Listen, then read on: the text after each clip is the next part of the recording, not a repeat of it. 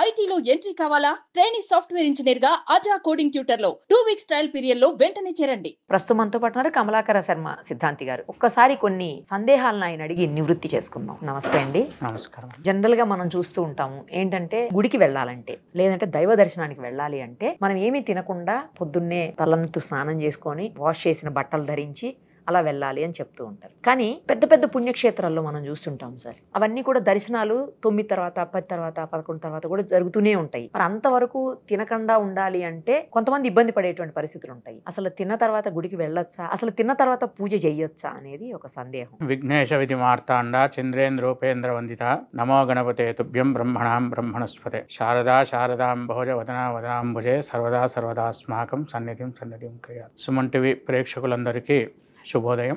మనకు ఉపవాసాలు అన్నీ కూడా వ్రతాలకు చెప్పబడ్డాయి. అంటే ఏదైనా ఇంట్లో సత్యనారాయణ వ్రతం చేసుకోవడం కానీ, వరలక్ష్మి వ్రతం చేసుకోవడానికి, కేదారేశ్వర వ్రతం చేసుకోవడం కానీ, మళ్ళీ ఏకాదశి తర్వాత సోమవారం నక్తం అంటారు. అంటే ఉపవాసం అంటే అహోరాత్రాలు ఏమీ తినకుండా ఉండడం ఉపవాసం. నక్తం అంటే పగలు మాత్రమే తినకుండా ఉండి రాత్రిపూట భోంచేయడం నక్తం. ఈ విధంగా చెప్పబడ్డాయి. కానీ కేవలం దైవ దర్శనానికి వెళ్తే ఉపవాసం ఉండక్కర్లేదు. అయితే ఉదయం పూట మన సమీపంలో ఉన్నటువంటి దేవాలయానికి వెళ్తే మాత్రం తినకుండా వెళ్ళడం ఉచితం. అదే కరెక్ట్. ఎందుకంటే అక్కడ ఆలస్యం కాదు కాబట్టి, మన సమయానుకూలంగా ఉంటాం కాబట్టి. అయితే ఈ గృహస్థు ఎప్పుడు కూడా నిరాహారంగా ఉండకూడదు. ఏ ఆహారం తీసుకోకుండా గృహస్థులు ఉపవాసం చేయకూడదు. అది ఏకాదశి కానివ్వండి, సంక్రమణాలు కానివ్వండి, గ్రహణ సమయంలో కానివ్వండి. కనుక ఉదయమే దైవ దర్శనం చేసుకుంటే మధ్యాహ్నం వచ్చి భోజనం చేస్తారు. అయితే ప్రముఖ క్షేత్రాల్లో అటువంటి సౌకర్యం ఉండదు కదా.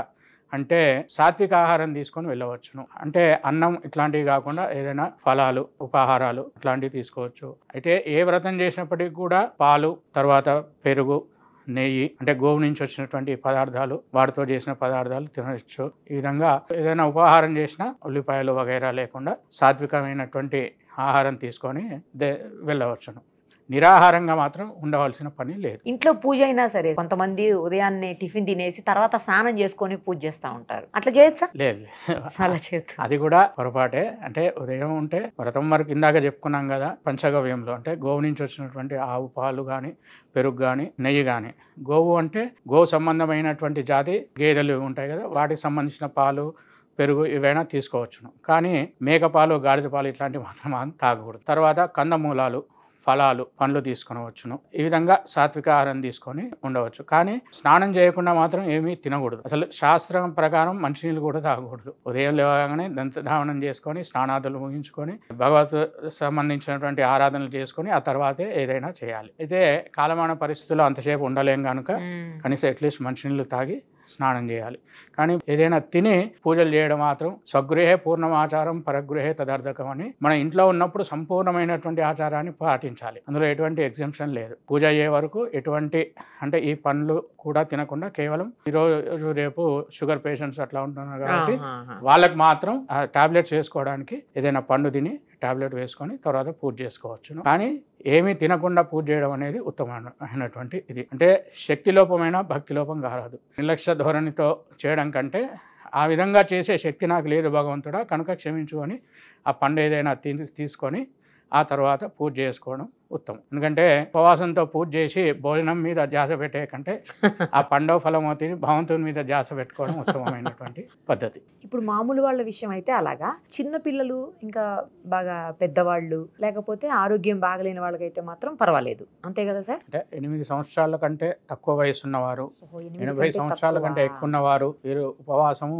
చేయకపోయినా ఇబ్బంది ఏం లేదు. ఆ మధ్యలో ఉన్న వాళ్ళే ఉపవాసాదులు చేయాలి అని చెప్పేసి కూడా మనకు ఒక ధర్మశాస్త్రం ప్రకారం చెప్పబడింది. ఉపవాసం చేసేటప్పుడు చాలా మంది ఏంటంటే మీరు ఇందాకే చెప్పారు డే అంతా చేస్తారు, కొంతమంది ఏమో పగలు మాత్రం ఉపవాసం చేసి సాయంత్రం తింటారు అని. మరి అలా తినచ్చా? ఉపవాసం చేసేటప్పుడు నిరాహారంగా ఉండకూడదని కూడా మీరే చెప్పారు. ఇప్పుడు నిరాహారంగా ఉండకూడదు అంటే పళ్ళు, టిఫిన్స్ అట్లాంటివి తినచ్చా, లేకపోతే కేవలం పాలు లేకపోతే మజ్జిగ ఇలాంటివి తీసుకొని ఏదన్నా జ్యూస్ లాంటివి తీసుకొని అలా ఉండిపోవాలా, లేకపోతే ఇట్లా నేను చెప్పినట్టు కూడా ఏదైనా తినచ్చునా? అంటే మనకు దేవకర్మలు, పితృకర్మలు అని 2 రకాలుగా ఉంటాయి. పితృకర్మలకేమో పితృకార్యం అయ్యే వరకు ఉపవాసం ఉండవలసిందే. ఆ టైంలో పండ్లు ఇట్లాంటివి కూడా తీసుకోకూడదు. కేవలం పాలు మాత్రమే తీసుకొని ఉపవాసం ఉండాలి. పితృకార్యం అయిన తర్వాత భోజించాలి పితృప్రసాదం. ఇక దైవకర్మలు వచ్చేసి 6 రకాలుగా ఉంటాయి. ఏకభక్తము, నక్తము, ఆయాచితము, ఉపవాసము, వ్రతము, దానము. ఇవి 6 రకాలు. ఏకభుక్తము అంటే పగలు మాత్రమే ఆ ఒక్కసారే భుజించడం, ఇక మళ్ళీ రాత్రిపూట ఏం తినకపోవడం,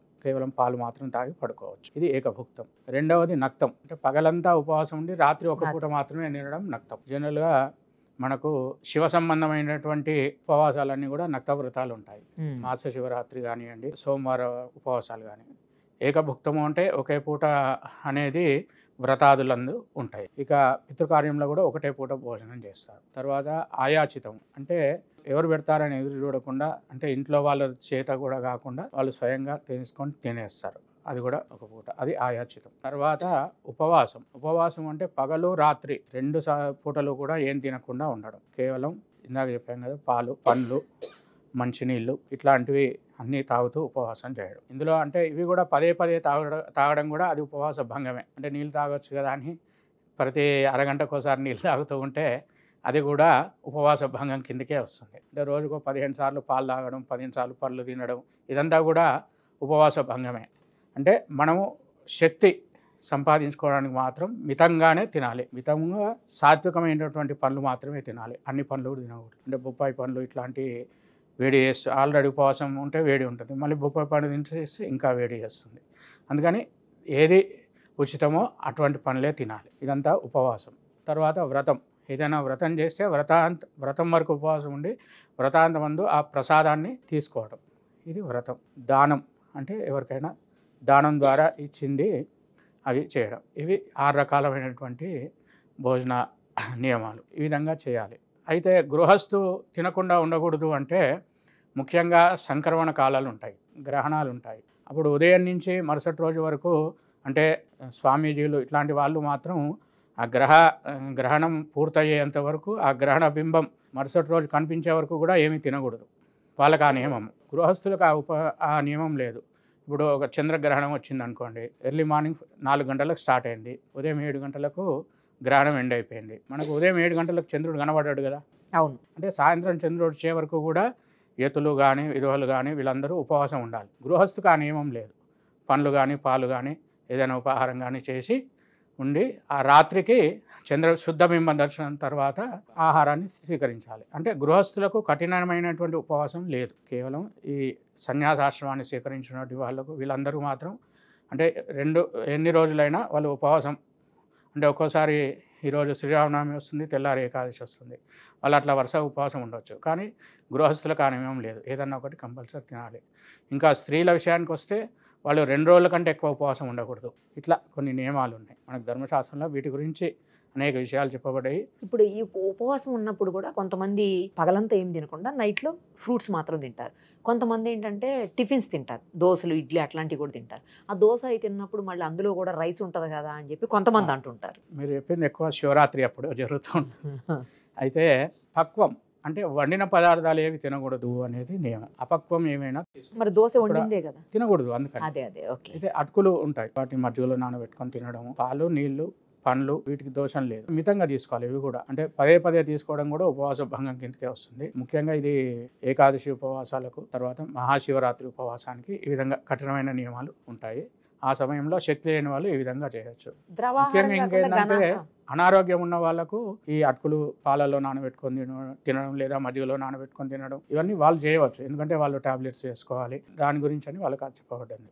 కానీ వండినవి మాత్రం ఎవరు తినకుండా ఉండడమే మంచిది. ఘనాహారం, ద్రవాహారం ఏదైనా తీసుకోవచ్చు. అటుకులు ఘనాహారమే కదా, అంటే వండకుండా ఉండాలి, వండితే పనికిరాదు. దాంతోపాటు ఇంకోటి ఏంటంటే తినే దాంట్లో కూడా మీరన్నట్లు 2-3 సార్లు ఏది పడితే అది తినేయకుండా ఒకటేసారి తినాలా? అంతే, ఒకటేసారి తినాలి. ఉపవాసాలు ఉన్నప్పుడు పదే తినడం అనేది అది ఉపవాస భంగమే. అంటే ఒకసారి పాలు, మళ్ళీ కాసేపు అయిన తర్వాత పళ్ళు, అట్లా తినవచ్చు. అంతేగాని గంటకోసారి పాలు తాగడం, 2 గంటలకు ఒకసారి పండ్లు తినడం అనేది అది ఉపవాస భంగం కిందకి వస్తుంది. ఎందుకంటే ముఖ్యంగా ఏంటంటే మనం ఉపవాసం చేసినప్పుడు కానీ వ్రతం చేసినప్పుడు కానీ భగవత్ చింతన ఎక్కువ ఉండాలి. అంటే అందరూ పూజలు చేయలేరు కదా, పూజ చేయగలిగిన వారు పూజ చేయాలి, జపం చేయగలిగిన వాళ్ళు జపం చేసుకోవాలి. ఇవన్నీ చేయలేని వాళ్ళు అట్లీస్ట్ ఆ యొక్క పురాణాలను ఎవరైనా చెప్తుంటే వినడం కానీ, ముఖ్యానికి ఆ భగవంతునికి ఉపవాసము అంటే సమీపంలో ఉండడం, భగవంతునికి సమీపంలో ఉండడమే ఉపవాసం.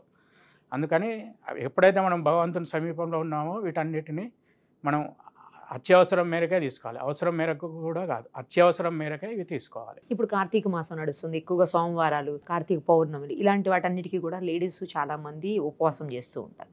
అయితే పీరియడ్స్ టైంలో అట్లా నేను విన్నది ఏంటంటే పూజ చేయకూడదు కానీ ఉపవాసం అయితే చెయ్యొచ్చు అని విన్నాను. అలా చెయ్యొచ్చా, లేకపోతే ఆ ఉపవాసం చేయటం వల్ల ఏమి ఉపయోగం లేదా ఆ టైంలో? ఉపవాసానికి నియమం లేదు.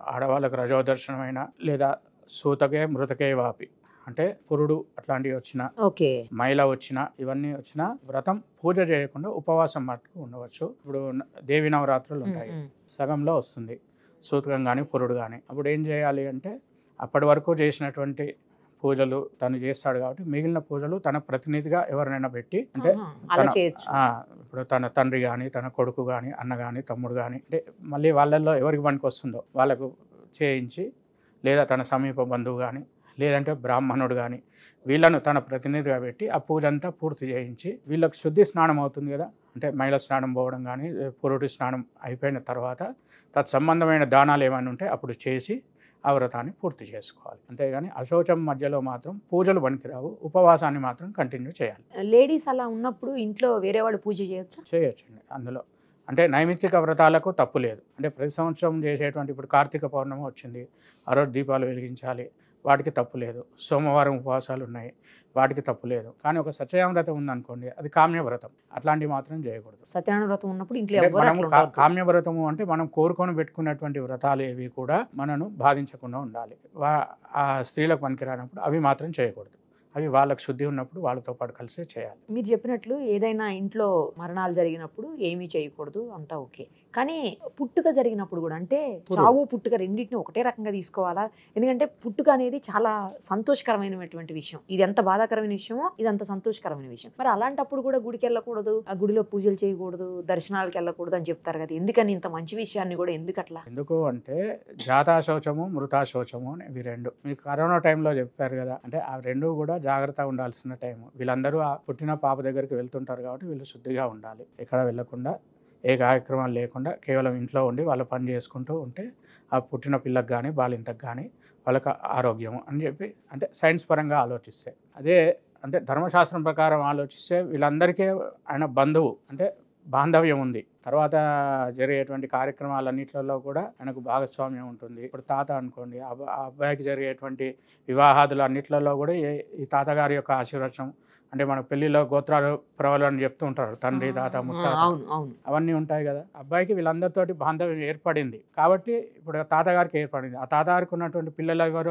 ఉన్నారో వాళ్ళందరూ కూడా అది పాటించాలి. అట్లా ముత్తాతగారు ఉంటారు, వాళ్ళ పిల్లలందరూ కూడా అది పాటించాలి. అందుకే గుడికి వెళ్ళొద్దు, అంటే దైవ కార్యాలు చేయకూడదు, పితృకార్యాలు చేయకూడదు, ఏమీ చేయకూడదు. కానీ మంచి విషయం అయినా కూడా చేయకూడదు. మంచి విషయం అయినా చేయకూడదు. అంటే పుట్టుక అనేది మంచి విషయమే కదా, అయినా కూడా వెళ్ళకూడదు. అంతే. జాతాశౌచం అనేది మృతాశౌచం రెండు సమానమే. ఇంకా మృతాశౌచంలో అస్థికలు కలుపుకోవడానికి నదికి వెళ్తే కనీసం శిఖరాన్ని చూసి నమస్కారం చేయొచ్చు. జాతాశౌచం అయితే అటువైపే వెళ్ళకూడదు అని చెప్పేసి శాస్త్రం చెప్పింది. ఇప్పుడు 11 రోజులు స్నానం అయిపోయేంత వరకు ఉంటుందా అలాంటిది సార్ మైల అనేది, లేకపోతే 21వ రోజు ఉయ్యాల మంచం వేస్తారు కదా పిల్లలకి, అప్పుడు దాకా? దశరాత్రులు, 10 రాత్రులు అయిపోయినాక 11వ రోజు శుద్ధి. ఇంకేం కాదు 11 నుంచి. గుడికి వెళ్ళేటప్పుడు ఖచ్చితంగా తలస్నానం చేసే వెళ్ళాలా, లేకపోతే మామూలుగా స్నానం చేసుకొని కూడా వెళ్ళచ్చు? అంటే మనకు శిరోభ్యంగము, గాత్రాభ్యంగము అని చెప్పేసి పలు విధాలైనటువంటి స్నానాలు చెప్పబడ్డాయి. తల వరకు తడిచేటట్టుగా, వెంట్రుకలు కూడా తడిచేటట్టుగా చేసేటువంటిది శిరోభ్యంగము. కంఠం వరకు పూర్తిగా తడిచి ముఖం మాత్రం కడుక్కునేది గాత్రాభ్యంగము. ఇట్లా భస్మ స్నానం అని ఇట్లా నానా రకాలుగా ఉన్నాయి. సందర్భానుసారంగా ఆ యొక్క స్నానాలు వాటి, అంటే స్నానం చేయాల్సిన ఆవశ్యకతను బట్టి. మామూలు దర్శనానికి వెళ్తే మాత్రము గాత్రాభ్యంగం అంటే కంఠ స్నానం వరకు చేసినా పర్వాలేదు. కానీ ఏదైనా వ్రతాలు చేస్తే మాత్రం కేవలం శిరోభ్యంగం అని కాదు, అక్కడ మంగళ స్నానాన్ని ఆచరించాలి. అంటే ఉదయాన్నే లేవగానే బ్రష్ చేసుకోగానే అలాగే వెళ్ళి స్నానం చేయడం కాదు, బొట్టు పెట్టుకొని ఆ కుంకుమతో వీలైతే తలకు నూనె పెట్టుకొని స్నానం చేయాలి. అప్పుడు అది మంగళ స్నానం అవుతుంది. ఆ విధంగా మనం పెళ్లిళ్ళలో చేస్తూ ఉంటారు కదా, అట్లాగే మంగళ స్నానం చేయాలి. అట్లీస్ట్ కనీసం బొట్టు లేకుండా మాత్రం ఈ వ్రతాలు చేసేటప్పుడు స్నానం చేయకూడదు. ఖచ్చితంగా బొట్టు పెట్టుకొని స్నానం చేయాలి, మగవాళ్ళైనా ఆడవాళ్ళైనా. ఆ విధంగా మంగళ స్నానం చేసి వ్రతాదులను ఆచరించినట్టయితే శుభంగా ఉంటుంది. కేవలం అభ్యంగ స్నానము అనేది ఇతర సందర్భాల్లో చేస్తూ ఉంటారు, అంటే మామూలు రోజుల్లో అయినా చేసుకోవచ్చు. పుట్టినరోజులు జరుగుతూ ఉంటాయి. పుట్టినరోజు చేసినప్పుడు కూడా ఆ పిల్లలకు బొట్టు పెట్టి తలకు నూనె అంటి తలస్నానం చేయించాలి. కేవలం డైరెక్ట్గా తలస్నానం చేయడం అనేది శుభసూచకం కాదు. కానీ స్వామి ఇప్పుడు మీరు చెప్తున్నారు ప్రత్యేక పూజలప్పుడు, వ్రతాలప్పుడు, శుభకార్యాలప్పుడు ఖచ్చితంగా బొట్టు పెట్టుకునే తలస్నానం చెయ్యాలి అని చెప్పేసి. కానీ అడగొచ్చలేదు నాకు తెలియదు, ఆయన అడుగుతున్నాను, సందేహం తీర్చుకోవాలి కాబట్టి. భర్త చనిపోయినప్పుడు కూడా పెద్ద బొట్టు పెట్టేసి ఆమెకు తలధార స్నానం చేపిస్తారు, ఆ బొట్టు అలాగే పెట్టి. మరి అదేంటి అట్లా అట్లా అది వాళ్ళకి చివరి మంగళ స్నానం, ఆ తర్వాత మళ్ళీ ఉండదు ఇక. అంటే కొన్ని ప్రాంతాల్లో వాళ్ళకి ఓడి బియ్యం పోవడం కూడా ఆచారం ఉంది ఆ సందర్భంలో. అంటే వాళ్ళకి జరిగేటువంటి ఈ శుభ సంబంధమైన ఏవైనా అదే లాస్ట్, ఆ తర్వాత మళ్ళీ ఉండదు అని. అంటే మీకు రామాయణం కథ అంటే రావణుడు చనిపోయినప్పుడు మండోదరి వచ్చి రాముల వారిని అడుగుతుంది, నేను ఇంత పతివ్రతని కదా, మరి నాకు ఈ వైధవ్యం నేను ఎట్లా భరించాలి అంటే, అప్పుడు స్వామివారు చెప్తాడు, ప్రతి 60 సంవత్సరాలకు ఒక పర్వతాన్ని తీసుకొచ్చి రావణి యొక్క చితిలో వేయండి. ఎప్పటి వరకు? మండోదరి చనిపోయే వరకు. అంటే రావణి యొక్క చితి అలాగే కాలుతూ ఉంటుంది. అంటే ఆ దేహం ఉన్నంత వరకు ఆమెకు వైధవ్యం రాదు. కాబట్టి ఆ చితి అట్లే అందుకే రావణ కాష్టం రాగా రగులుతుంది అనే నానుడి దానికి అందువల్లే వచ్చింది. ఏదైనా గొడవలు సద్దుమణకుండా కడుగుతూ ఉంటే అలాగే కంటిన్యూ అవుతుంది అనుకుంటే రావణ కాష్టం రగులుతూ ఉంది ఆ గొడవ అంటాం. రావణ కాష్టం అనే అర్థం అది అనమాట. అంటే ఆ కాష్టం ఆ మంట ఆరకుండా ఆ శరీరం అట్లాగే ఉండేటట్టుగా ప్రతి 60 సంవత్సరాలకు ఒక పర్వతాన్ని తీసుకొచ్చి అందులో ఏమని ఆంజనేయ స్వామి వారికి రాముడు ఆదేశించినట్టుగా మనకు చెప్తూ ఉంటారు. అయితే మామూలుగా స్నానాలు చేసేటప్పుడు మాత్రం బొట్టు ఉంచుకునే చెయ్యాలి అయితే ఆడవాళ్ళు, అంతే. మగవాళ్ళైనా 24 గంటలు ఆడవాళ్లకు సౌభాగ్య చిహ్నాలు వాళ్ళ ఒంటి మీద ఉండాలి, దానికి ఎట్లాంటి ఎగ్జామ్షన్ లేదు. మరి అలా అంటున్నారు స్వామి. ఇప్పుడు అంతా మంగళసూత్రాలు, మట్టెలు, గాజులు ఎంత కూడా వేసుకోవట్లేదు మోడర్న్ యుగం మొదలైపోయిన తర్వాత. అదే మరి దాన్ని ఏమంటారు? అంటే ఒక రకంగా వాటి గురించి చర్చించుకోవడం కూడా పాపమేనేమో. అంటే దాంట్లో ఏ ఒక్కటి లేకపోయినా అది తప్పే, ఏ ఒక్కటి లేకపోయినా భోజనం కూడా చేయకూడదు. వాళ్ళు మనకు మెట్టెలు చేయిస్తూ ఉంటారు మధ్య మధ్యలో, 3 సంవత్సరాలకు 5 సంవత్సరాలకు అవి అరిగిపోయినప్పుడు చేయిస్తుంటారు. అప్పుడు కూడా అంటే మనం ఆ కంసాలికి ఆ మెట్టెలు ఇచ్చినప్పుడు ఆయన తిరిగి ఇచ్చిన తర్వాత ఆ మెటీరియల్ పెట్టుకున్న తర్వాతనే భోజనం చేయాలి, అప్పటి వరకు భోజనం చేయకూడదు. తర్వాత 12 గంటల తర్వాత పూజ చేయకూడదు, గుళ్ళో దర్శనం చేసుకోకూడదు అంటారు. కానీ కొన్ని పుణ్యక్షేత్రాల్లో తర్వాత కూడా జరుగుతూనే ఉంటాయి కదా స్వామి, అలా మరి చేయొచ్చా? వాస్తవంగా అయితే అది నిషీధి కాలం. రాత్రి 12 నుంచి 3 వరకు వద్దంటారు. నిషీధి కాలం అంటే మధ్యరాత్రికి అటో గడియ ఇటో గడియ. మిట్ట మధ్యాహ్నం కూడా అంటున్నాను, మధ్యాహ్నం పూట అడుగుతున్నాను. మనకు పంచకాల విభాగంలో ప్రాతకాలము, సంగమ కాలము, మధ్యాహ్న కాలము, అపరాహ్న కాలము, సాయాహ్న కాలం అని 4 ఉంటాయి. ఇందులో ప్రాతకాలం అంతా కూడా మనం చేసుకునేటువంటి నిత్యము చేసుకునేటువంటి అంటే సంధ్యావందనము ఇత్యాది కార్యక్రమాలన్నీ కూడా నిత్యం చేసేటువంటి అనుష్ఠానాలు. సంధ్యావందనం ఏమో సూర్యోదయానికి పూర్వమే చేయాలి, అథవా సూర్యోదయం తర్వాత 2 గడియల లోపలైనా చేయాలి. తర్వాత రోజు చేసేటువంటి పారాయణాలు, పూజలు, గురువుపదేశ మంత్రాలు ఉంటాయి కదా, అవన్నీ చేసుకోవాలి. అంటే ప్రాతకాలం అంతా దైవ సంబంధమైనటువంటి కార్యక్రమాలు. సంగమ కాలంలో ఈ వ్రతాదులు ఇట్లాంటివి ఉంటాయి కదా, నైమిత్తిక కార్యక్రమాలు, అంటే ప్రతి సంవత్సరం వచ్చే కార్యక్రమాలు. అంటే బ్రాహ్మణులకైతే ఉపాకర్మ ఉంటుంది, యజ్ఞోపేతం మార్చుకోవడం, ఇట్లాంటి కార్యక్రమాలు ఏమైనా ఉంటే చేసుకోవాలి. మధ్యాహ్న కాలంలో మనుష్య సంబంధమైనటువంటి కార్యక్రమాలు అంటే క్షౌరమే అనుకోండి, ఇట్లాంటి. తర్వాత అపరాహ్న కాలంలో వచ్చేసి పితృ సంబంధమైనటువంటి కార్యక్రమాలు చేయాలి అని మనకు ఈ విధంగా శాస్త్రం చెప్తుంది. ఇది మరి ఎంత దోషమేం కాదు. 12 తర్వాత దర్శనం చేసుకోకూడదు అనేటువంటిది భయంకరమైన దోషం అయితే ఏం కాదు, చేసుకోవచ్చు. కానీ దేవ సంబంధం ఏదైనా కార్యక్రమాలు ఏవైనా మధ్యాహ్నం అంటే సూర్యుడు నడినెత్తుగా ఉండే దానికంటే ముందే చేసుకోవడం అనేది ఉత్తమమైనటువంటి పద్ధతి. ఆ తర్వాత కొద్దిగా మధ్యమం, పనికిరాదు అని ఇతమిత్తంగా చెప్పలేము, కానీ మధ్యమం. ముఖ్యంగా ఆ సమయంలో ఏంటంటే నిత్యం కూడా పితృతర్పణం కార్యక్రమాలు ఇవన్నీ చెప్పబడ్డాయి. అంటే ప్రతిరోజు దేవ తర్పణము, ఋషి తర్పణము, పితృతర్పణం ఇవి చేయాలి అని బ్రాహ్మణులకు చెప్పి ఆ సమయంలో అవి చేసుకోవాలి యాక్చువల్గా. Right sir. ఇంకొకటి ఏంటంటే ఇప్పుడు మనం గుడికి వెళ్తాము, లేదంటే ఇంట్లో పూజ చేస్తాము, పూలు పట్టుకెళ్తాము. గుడికి వెళ్తే ఇంట్లో కూడా పటాలకు, దేవుడు ఫోటోలకు అన్నిటికీ కూడా పూలు పెట్టుకుంటాం. అవి మనం కొనుక్కొచ్చి పెట్టేవాళ్ళు తక్కువైపోయారు ఈ రోజుల్లో. పక్కింట్లో, ఎదురింట్లో, లేకపోతే అపార్ట్మెంట్లో అందరూ కలిసి ఉన్న ఇంట్లో కోసుకొని వచ్చేసి పూలు అలా పెట్టేస్తున్నాను. నేను నాకు ఎవరో చెప్పారు, అలా వేరే వాళ్ళ దగ్గర నుంచి తీసుకొచ్చిన, లేకపోతే రోడ్ల మీద కోసుకొచ్చిన పూలు, లేదు అంటే అపార్ట్మెంట్లో నువ్వు మొక్కను పెట్టలేదు, నువ్వు పొయ్యట్లా వాటర్, నువ్వు ఏమీ వాటిని పోషణ చూడట్లేదు, అలాంటి వాటికి తీసుకొచ్చి పెడితే ఆ ప్రతిఫలం అనేది నీకేమీ దక్కదు. అసలు నువ్వు కొనుక్కొచ్చి పెట్టిన పూలకు మాత్రమే ప్రతిఫలం దొక్కుతుంది. వీటన్నిటికీ కూడా ఎవరైతే వాటి సంరక్షణ చూస్తున్నారో వాళ్ళకే పోతుంది అని చెప్పారు. నిజమేనా సార్? అంటే నిజమే. తాను సొంతగా తన ఇంట్లో ఉన్నటువంటి పూలు తీసి పెట్టడం అనేది ఉత్తమమైనటువంటి పద్ధతి. బయట కొనుక్కొచ్చి పెట్టడం అనేది మధ్యమమైనటువంటి పద్ధతి. ఆయాచితం ఇతరుల దగ్గర అడుక్కొని వచ్చి పెట్టినటువంటి అడుక్కుని కూడా కాదు సార్, దొంగతనంగా కోసుకుని వెళ్ళిపోతుంటారు. అట్లా అడుక్కొచ్చినటువంటి అధమ ఫలితం. దొంగతనం చేసినటువంటి నిష్ఫలములు వ్యతిరేక్త ఫలాలను కూడా ఇస్తాయి. ఎక్కడ పడితే అక్కడ కోసి పెట్టకూడదు అయితే దేవుడికి. లేదు, వాళ్ళ అనుమతి లేకుండా వాళ్ళు ఇస్తే తీసుకొని పెట్టడమే అధమ ఫలం. అయితే వాళ్ళకి చెప్పకుండా దొంగతనం చేసినటువంటిది ఫలితం రాకపోగా దొంగతన ఫలితమే వస్తుంది, అంతే తప్ప పూజా ఫలితం మాత్రం రాదు. నేను చాలా మందిని చూశాను సార్ అట్లా.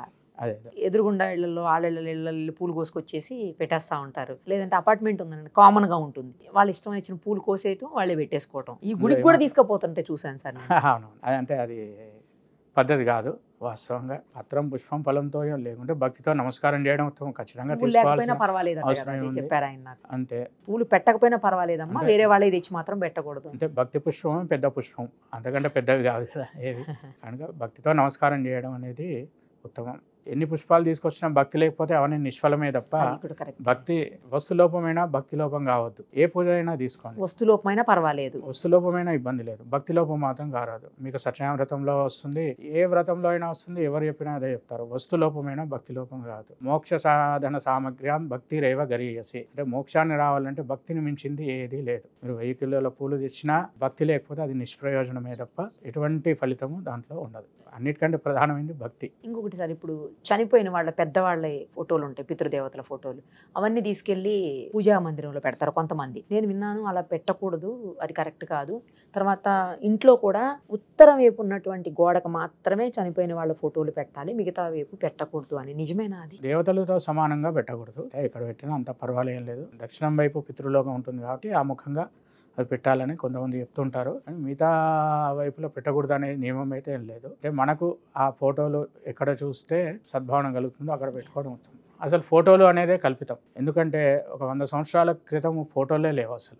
ఇప్పుడు ఎక్కడ ఫోటోలు ఎక్కడ? శ్రాద్ధాదులు ఇట్లయినా ఓ దీపం పెట్టి ఆ దీపంలోనే పితృదేవతలను చూసుకొని వాటికే నైవేద్యాదులు పెట్టేవాళ్ళు. అయితే మనం ఏంటంటే పితృదేవతలను సపరేట్గా చూడాలి, దేవతలను సపరేట్గా చూడాలి. ఆ దేవతలతో పాటుగా ఈ ఫోటోలు పెట్టడం అనేది మాత్రం కొంత అది ఆక్షేపణీయం. కానీ ఇంట్లో ఎక్కడ పెట్టుకున్నా తప్పులేదు, కాకపోతే దేవతలతో సమానంగా మాత్రం పెట్టకూడదు. అంటే పక్కకు దేవుడి ఫోటో, పక్కకు పితృదేవతల ఫోటో అట్లా పెట్టకూడదు, అవి సపరేట్గా ఉండాలి. ఆ రూమ్ లో కూడా పెట్టకూడదని విను, పూజా మందిరంలో పెట్టద్దని. పూజా మందిరంలో పెట్టకపోవడం ఉత్తమము. కాకపోతే ఒకవేళ పెట్టాల్సి వచ్చినా దేవతలతో సమానంగా మాత్రం పెట్టకూడదు. పక్కకి ఎక్కడైనా ఒక మూలకు పెట్టుకుంటే, అంటే దేవతలు జనరల్గా తూర్పు వైపు పెడుతూ ఉంటాం, వీళ్ళు ఎక్కడ ఉత్తరం వైపు గోడకు మేకొట్టి వేసుకుంటే అది అధమపక్షం, తప్పదు అనుకుంటే. ఎందుకంటే చిన్న చిన్న ఇండ్లు ఉంటాయి కాబట్టి అట్లాంటి వాళ్ళకి. కానీ దేవతల ఫోటోలు అంటే చాలా వరకు హాల్లోనే పెట్టుకుంటూ ఉంటారు. అవును, పితృదేవతలు ఎవరైనా అంటే ఇంట్లో వాళ్ళు ఎవరైనా పెద్దవాళ్ళు చనిపోయినప్పుడు జ్ఞాపకార్థం అని చెప్పి ఏదో ఒకటి ఇస్తుంటారు, బాక్సులను, గిన్నెలను, డబ్బాలను ఏవో ఇస్తుంటారు స్టీల్వి. నాకు కొంతమంది చెప్పింది ఏంటంటే అలాంటివి అసలు యూజ్ చేయకూడదు అని చెప్పి కొంతమంది చెప్పారు. కానీ వేరే వాళ్ళు చెప్పింది ఏంటంటే అది చాలా మంచిది, అలాంటి వాటిల్లో దేవుడికి ప్రసాదం తీసుకెళ్ళినా లేకపోతే ఏదైనా చేసి పెట్టినా కూడా అవి చాలా మంచిది, చనిపోయిన వాళ్ళకే మంచి జరుగుతుంది అని చెప్పారు. నిజమేనా సార్ అది? అంటే ఒక రకంగా రెండు తప్పేనా? వాటిలో దోషము లేదు, ప్రత్యేకమైనటువంటి గుణము ఏం లేదు. అది వాళ్ళకి జ్ఞాపకార్థం ఒక వస్తువు ఇచ్చారు, అది వాడుకోవచ్చు అంతే. వాడుకోవడంలో దోషం లేదు. దేవుడి కోసం తీసుకెళ్తే వాళ్ళకి ఎవరైతే పోయారో వాళ్ళకి మంచి జరుగుతుంది, మంచిది అని అట్లేం లేదు.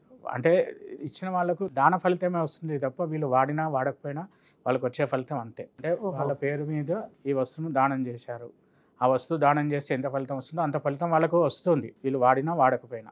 వాడడం వాడకపోవడం అనేది వీళ్ళ ఇష్టం. Right sir. ఇంకొకటి, ఇప్పుడు ఎయిర్ కటింగ్ చేయించుకుంటారు కదా పిల్లలకైనా పెద్దవాళ్ళకైనా ఎవరో ఒకళ్ళు. ఆ చేయించుకునేటప్పుడు మంగళవారం మామూలుగానే ఇక్కడ మనకి బార్బర్ షాప్స్ ఉండవు, క్లోజ్ ఉంటాయి. ఆ రోజు ఎలా చేయించుకోకూడదనే బార్బర్ షాప్స్ క్లోజ్ ఉంటాయి అని విన్నాం. తర్వాత ఇంకొకటి ఏంటంటే ఏ రోజైతే పుడతారో, ఇప్పుడు ఒక అమ్మాయి ఉంది గురువారం పుట్టిందని, ఒక అబ్బాయి ఉన్నాడు బుధవారం నాడు పుట్టాడు, వాళ్ళు ఆ బుధవారం నాడు లేకపోతే గురువారం నాడు వాళ్ళు పుట్టిన ఏ రోజు అయితే ఉంటుందో ఆ రోజు ఎయిర్ కటింగ్ చేయించుకోవద్దు అని అంటారు. అది నిజమేనా సార్? అసలు అమ్మాయిలు అయితే ఎప్పుడైనా చేసుకోకూడదు, అది స్త్రీలకు క్షౌరం అనేది లేదు. అబ్బాయిలకు మాత్రం ఏమిటంటే వాళ్ళ జన్మ నక్షత్రం ఉంటుంది కదా, అశ్విని నక్షత్రంలో పుట్టారు, అశ్విని నక్షత్రం రోజు చేసుకోకూడదు. వారంతో సంబంధం లేదు, పుట్టిన నక్షత్రం లేదు, వారము సంబంధం లేదు, తిథి సంబంధం లేదు, నక్షత్రం, ఆ నక్షత్రంలో మాత్రం చేసుకోకూడదు. ఇంకోటి, ఆ పుట్టిన రోజు చేసుకోకూడదు. బర్త్డే రోజు అంటే ఇంగ్లీష్ బర్త్డే కాదు, తెలుగు క్యాలెండర్ బర్త్డే, అర్థమైంది. ఆ రోజు చేసుకోకూడదు, ఆ పుట్టిన నక్షత్రంలో చేసుకోకూడదు. మామూలుగా సహజంగా క్షౌరము అంటే పండుగ రోజుల్లో కూడా చేసుకోకూడదు, ఏకాదశి తిథులు ఇట్లాంటి వాటిల్లో చేసుకోకూడదు, శనివారం చేసుకోకూడదు, ఇట్లా చాలా ఉన్నాయి. శనివారం కూడా చేసుకోవద్దా? దోషం అనే చెప్పబడింది. ఈ ఏ విధంగా రోజు చాలా మంచిది ఉన్నాయి. గురువు గారు మరి? బుధ, గురు, శుక్రవారాలు, సోమవారం ఉత్తమం. అయితే వాటిలో కూడా మళ్ళీ పండుగలు రాకూడదు, ఓ. పౌర్ణిమలు రాకూడదు. పౌర్ణిమ రోజు కేవలం స్వామివార్లు మాత్రమే చేసుకోవాలి. ఏకాదశి తిథులు అంటే వ్రతం చేసిన రోజు, ఇంట్లో ఏదైనా వ్రతం ఉంటుంది అనుకోండి, ఆ రోజు కూడా క్షౌరం చేసుకోకూడదు. ఓకే. పితృకార్యం ఉన్నా వ్రతం చేసుకోకూడదు. ఇంకా అవన్నీ చూసుకోవాలి అయితే అప్పుడు చూసుకోవాలి చేసుకున్నారు కదా, అది మామూలుగా తెలియదు కదా సార్. క్షౌరం కూడా ముఖ్యమైనది. అంటే చాలా మంది చూడట్లేదు కానీ అవును. అంటే కొన్ని నక్షత్రాలు ఉన్నాయి, అనురాధ, మఖ, భరణి అని. ఈ నక్షత్రాలలో వరుసగా 3 సార్లు చేసుకుంటే వాళ్ళకు మిక్కిలి దోషమైనటువంటి ఫలితాలు వస్తాయని చెప్పబడింది. టైమింగ్స్ కూడా ఉంటాయి, ఈ టైంలో చేసుకోవచ్చు, ఆ టైంలో ఉదయమే, భోజనం కాకముందే మధ్యాహ్నం చేయొద్దు, చేయకూడదు. మనుష్య సంబంధమైనటువంటి కార్యక్రమాలన్నీ కూడా మధ్యాహ్నం వరకే చేసుకోవాలి. సాయంత్రం. సాయంత్రం అస్సలు చేసుకోకూడదు.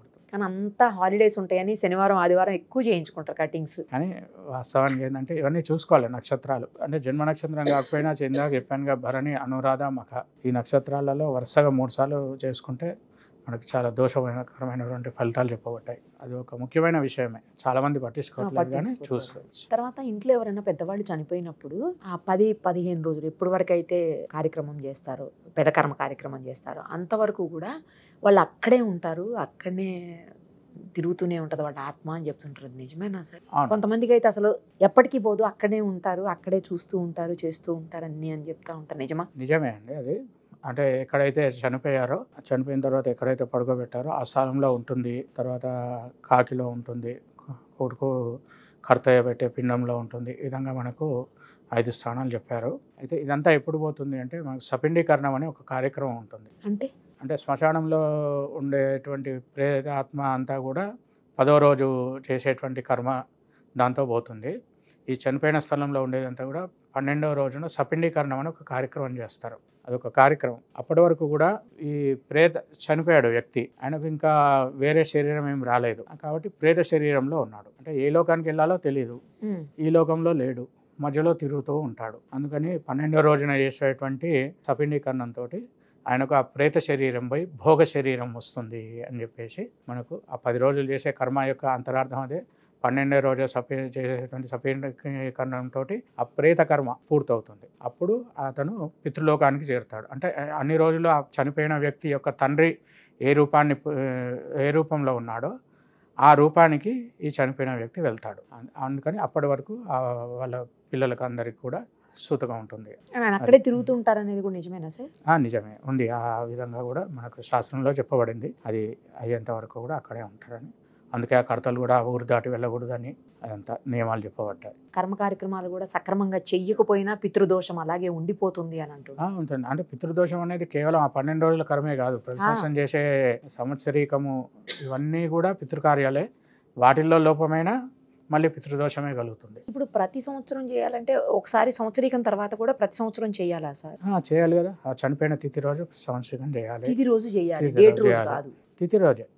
మన హిందూ సాంప్రదాయం అంతా కూడా తిథే. ఎందుకంటే ఆ తిథి రోజే మనకు ఆ వాతావరణంలో ఆ సూచనలు కనిపిస్తాయి. అంటే ఇప్పుడు ఒక వ్యక్తి పౌర్ణమి రోజు చనిపోయాడు అనుకోండి, ఇప్పుడు చైత్రమాసంలో వచ్చే పౌర్ణమి రోజు ఒక వ్యక్తి చనిపోయాడు అంటే చైత్రమాసం అనేది ఒక వాతావరణం చుట్టూ ఉంటుంది, మనకు శరీరానికి తెలుస్తుంది. పౌర్ణిమ అనేది మనకు ఆకాశంలో కనబడుతుంది ఒకే రకంగా. అదే ఇప్పుడు జనవరి 1 అనుకోండి, అది ఒక్కోసారి పౌర్ణమి రావచ్చు, ఒకరోజు అమావాస్య రావచ్చు. దానికి సూచనలు ఏం కనిపిస్తున్నాయి? ఏం కనబడట్లేదు కదా. అందుకే పుట్టినరోజైనా, సంవత్సరికమైన, వ్రతాలైనా ఏదైనా మనకు హిందూ సాంప్రదాయంలో తెలుగు క్యాలెండర్. అంటే ఇది మనకు కేవలం ఇప్పుడు వినాయక చవితి అనుకోండి, మనకు ప్రతి వినాయక చవితికి చంద్రుని యొక్క కళలు ఒకే అంతే ఉంటాయి. విజయదశమి అనుకోండి అదే ఉంటుంది. ఆ వాతావరణం కొద్దిగా కుడి ఎడమలుగా అంతే ఉంటుంది. ఇప్పుడు చైత్రమాసంలో వచ్చేటువంటి పౌర్ణిమ వాతావరణం వేడిగానే ఉంటుంది, కార్తీక మాసంలో వచ్చే పౌర్ణిమ వాతావరణం చల్లగానే ఉంటుంది. అది మన శరీరానికి తెలుస్తుంది. పౌర్ణిమ కాదా మనకు ఆకాశంలో కనిపిస్తుంది. ఓకే, అంతే. మనకు డేట్ల ప్రకారం ఏం తెలుస్తుంది? ఏం తెలవట్లేదు కదా. కానీ ఖచ్చితంగా హిందూ క్యాలెండర్ ప్రకారమే మనం ఏ కార్యక్రమం చేసినా హిందూ క్యాలెండర్ని ఫాలో కావడం అనేది, అంటే ఇది మనకు కేవలం అంటే హిందూ క్యాలెండర్ యొక్క గొప్పతనం చెప్పుకోవడానికి కాదు, మనకు కనిపిస్తుంది. అక్కడ మనం హేతుబద్ధత ఆలోచిస్తే మనకు కనిపించేది అదే. ఇప్పుడు కావాలి అంటే ఆ రోజు చేసుకోవచ్చు, పుట్టినరోజు నాడు చేసుకోవచ్చా? కావాలంటే బర్త్డే రోజు చేసుకోవచ్చు, దానికి ఏముంది. కానీ ఇంగ్లీష్ డేట్స్ అనేది ఒక యూనివర్సల్, ప్రపంచవ్యాప్తంగా ఒక గుర్తు ఉండడానికి మన వాళ్ళు అంగీకరించారు అంతే తప్ప అది మన సాంప్రదాయాలకు దాన్ని పాటించవలసినటువంటి పని లేదు. మన సాంప్రదాయమే కదా. 2 సార్లు చేసుకోవడం అనేది దోషమేం కాదు, కాకపోతే ఒకటేసారి చేసుకుంటే మాత్రం హిందూ క్యాలెండర్ ప్రకారమే చేసుకోవాలి. ఇప్పుడు మీరు ఇందాక చెప్పినట్లు పితృకర్మలు చేయాలంటే అయితే ప్రతి ఇయరు చేయాల్సిందే, ప్రతి కానీ year అది చేయాల్సిందే. ఖచ్చితంగా కొడుకే చెయ్యాలా లేకపోతే కూతుళ్ళు కూడా చేయొచ్చా? కొడుకే చేయాలి. ప్రతి సంవత్సరం కొడుకే చేయాలి.